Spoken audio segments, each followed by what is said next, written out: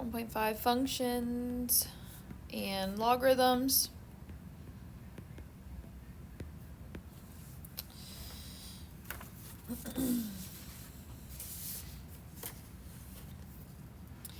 So the first problems just want to know if the function is 1-to-1. Is somebody at the door? Did you blow or light any candles recently? No. Okay. It just smells like something like a match in the hall. I'm trying to figure out if like something's on fire. No, I did not. Okay, thank you. Hopefully not. I guess we have to come into the classroom and ask them. It's really important. I was like, what is happening right now?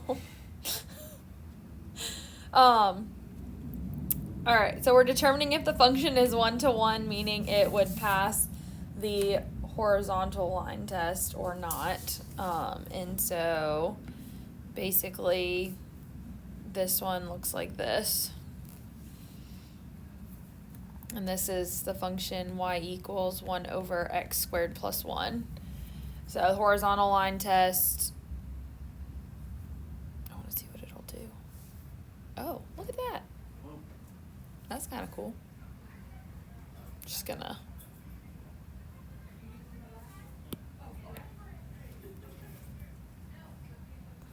That's kind of fun. Okay. Didn't know it could do that. That's really cool. It's like, can I zoom it? Oh, look at that. I can zoom it in. Anyways, okay. Well, it wants to know if it passes the horizontal line test or not to see if it's 1-to-1. But since it intersects at multiple points, it is not 1-to-1. So this one would be no. It is a function because it passes the vertical line test, but it's not 1-to-1.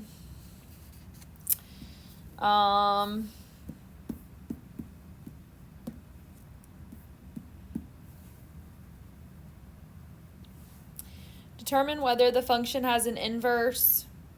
So basically we're swapping x and y and seeing if it will make an inverse or not. These ones don't actually want us to find the inverse, just stating if it has one or not. So 8 y equals x squared plus 5x. So swapping x equals y squared plus 5y. Basically, would I be able to get y by itself in this situation? Yes. How? Like, divide by 5, and then... Well, I can't do that because they don't both have a 5 in them. No. Right. Now, also, what type of graph is this?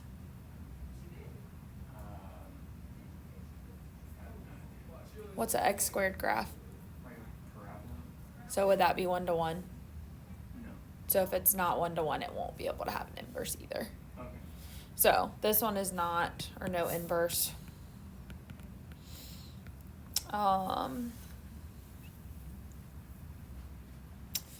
Let's see. 12. Y equals 2 to the 3 minus x.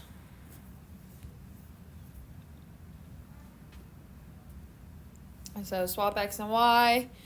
We get x equals 2 to the 3 minus y.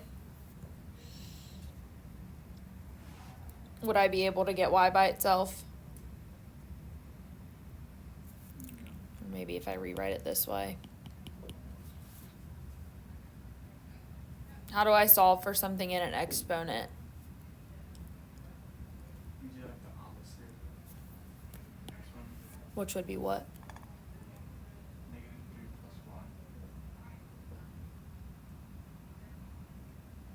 y. No. How about a logarithm? Oh. So this would be log base 2 of x equals 3 minus y. And then we could subtract the 3 and then divide by the negative, so we would end up with 3 minus the log base 2 of x. is equal to y. So this one would have an inverse. So an exponential always has an inverse of a log and vice versa. So this one is an inverse. Now, obviously, we did get that one fully solved, but we didn't have to. We could just look at it and tell. Since it's exponential, it's going to have an inverse. Okay.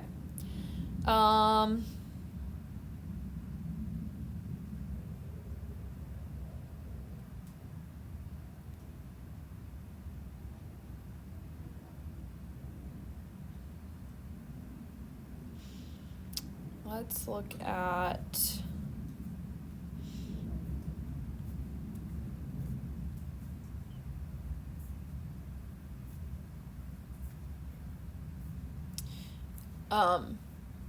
let me backtrack to this one. The rationale of me saying that this is a parabola so that it doesn't have an inverse is not completely accurate. A parabola, well, a squared function can have an inverse, but it can't have a second variable in it. It basically can only have one for it to work. Because the next problem, I was looking at the next problem, I'm like, well, technically it's a parabola also. 16, where we're actually finding the inverse and then we're verifying it, is f of x is equal to x squared plus 1 for x greater than or equal to 0. So this is something that we can swap x and y and we'll be able to solve for. So it's essentially the other one, it's we couldn't solve for that because it doesn't have, there's a squared and then a regular term. And so you wouldn't be able to solve that in the sense of getting it by itself. Obviously we could factor it, but that's not considered solving it. So, but one like this we'll be able to. It's going to turn into a square root function. So basically x equals y squared plus 1. Subtract the 1 and take the square root of it. So y equals the square root of x minus 1.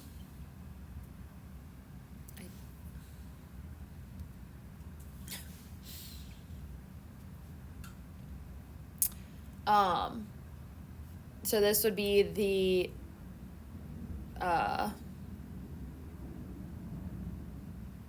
inverse. Looking for the right word.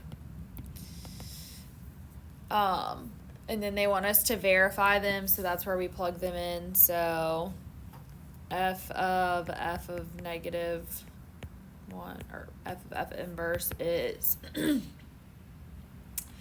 plug in the inverse to the original. Stuff's driving me crazy now. No. So the square root of x minus 1 squared plus 1. So that's x minus 1 plus 1, which is equal to x. So we're good on that. And then the reverse, f inverse of f of x, is plugging it in here. So that's the square root of x squared plus 1 minus 1, which is the square root of x squared, which is just x. So that one's good also.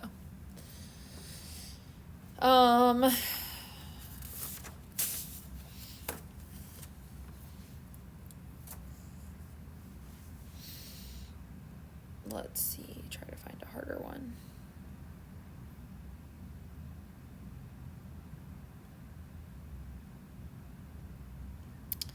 Let's look at 24.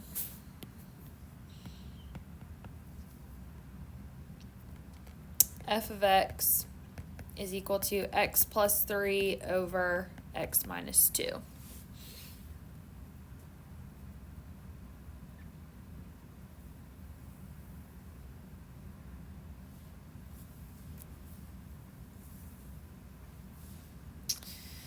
So swap x and y. So y plus 3 over y minus 2. Now this one obviously has two variables, but they're only individual. So we'll be able to move stuff around and get them. So I'm going to multiply by y minus 2 to get xy minus 2x equals y plus 3. I'd get the y's on one side and everything else on the other. So xy minus y equals 2x plus 3.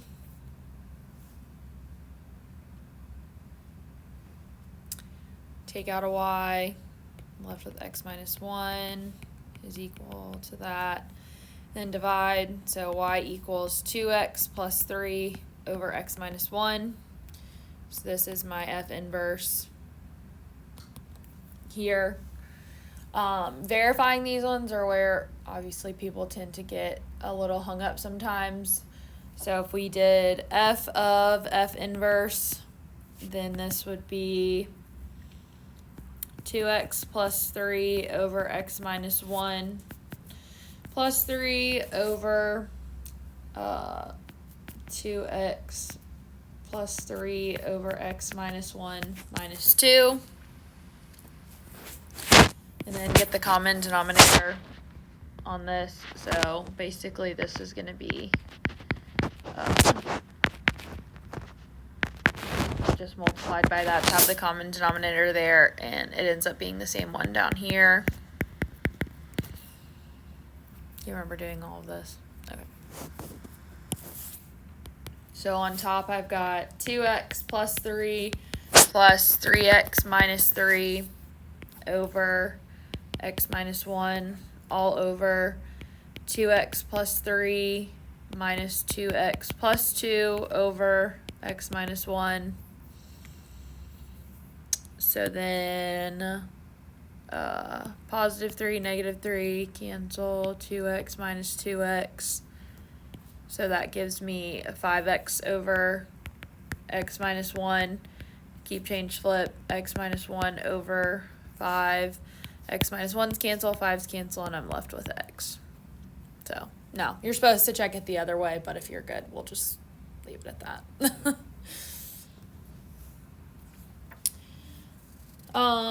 And honestly, like when you're doing these, I don't really care if you check them both ways. I mean, obviously if it says to on like the quiz or the test, you should check them both ways, but for the sake of this, I'm not that worried about it. Okay, solve the equation algebraically. 34. E to the 0.05 t equals 3. So I'd use a log to solve this. So the ln of 3 is equal to 0.05 t, and then I would just divide by that. So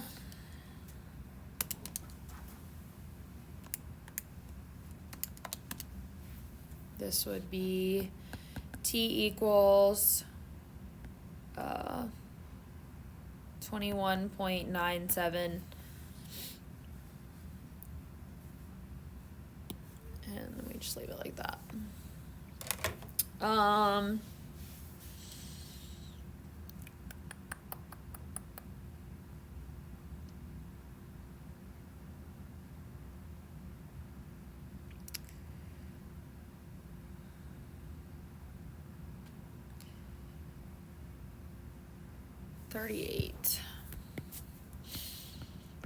Ln of y minus 1 minus the ln of 2 equals x plus the ln of x. In this one, they just want us to solve for y. So we're trying to get y by itself. So,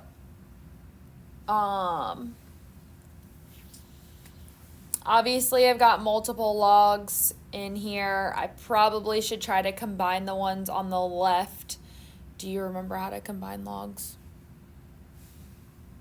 A little bit. Do you remember any of the catchphrases for it? Or have any idea what I do since this is a minus sign? Okay, that's fine. So we would condense them down, and so this would become the ln of, we take this and then we divide it by the thing here. So the log of the product is equal to the sum of the logs, and the log of a quotient is the difference of logs, and vice versa. So this would be y minus 1 over 2 equals x plus the ln of x. Now, technically speaking, I could probably go ahead and move this over and treat this as like another division as well. I don't think it will make a difference if I do it that way, because that's ultimately what is going to happen. So I'm going to actually go ahead and do that. So minus the ln of x. So then I have the ln of y minus 1 over 2x equals x. Now, any idea how I would have to solve this now? If I'm trying to get y by itself, but it's currently inside of a log. You like break it apart. Well, if I break it apart, it's pretty much just going to end up back where I started. But what undoes a log?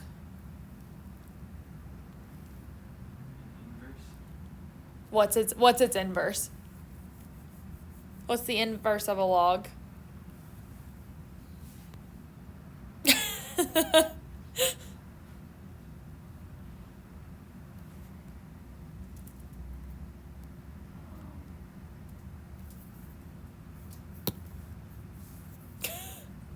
That. An exponential. So what I'm going to do is I want to undo this. So I basically am going to take and I'm going to raise this entire thing. Like I'm going to have e raised to all of this, and then the same thing over here, because what I do to one side I've got to do to the other.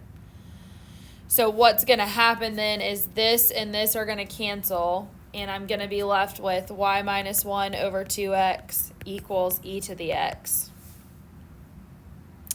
Then I can multiply by the 2x. So y minus 1 is equal to 2x e to the x, and then I'm just going to add the 1. So 2x e to the x plus 1.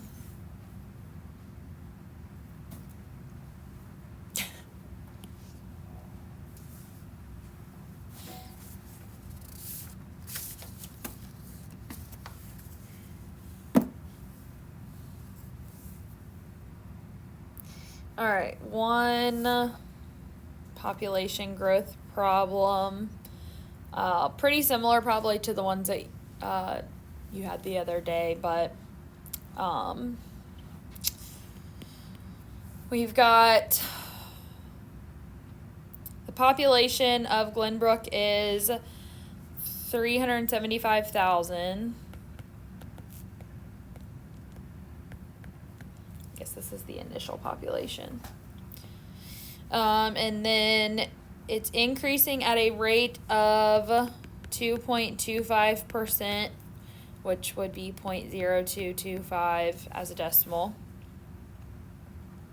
Predict when the population will be 1 million.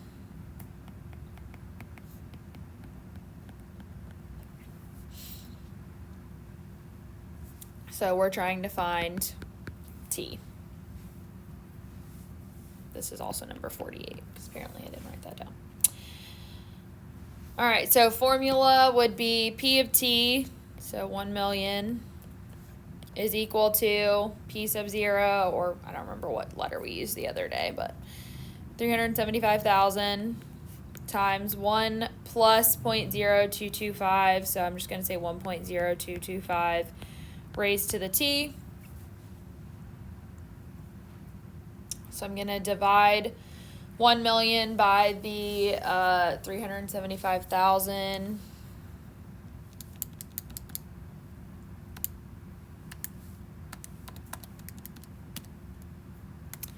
And when I do that, I get 1.0225 raised to the T is equal to 2.6.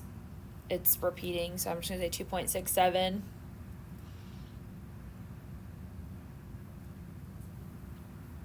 Then I'm going to undo this with a log.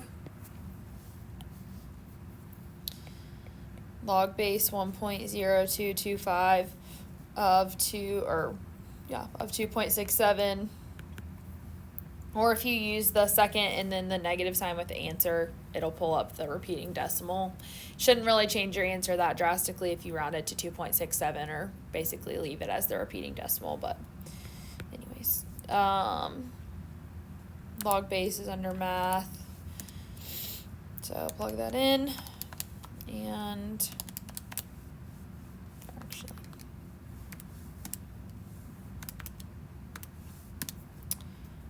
I get 44.08, so we'll just say 44.1 years. So I think that's what they were in. Yeah.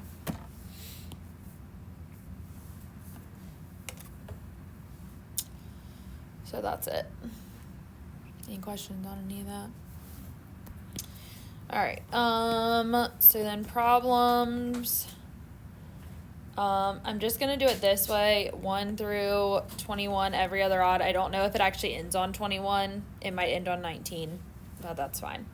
And then 33, 37, and 47.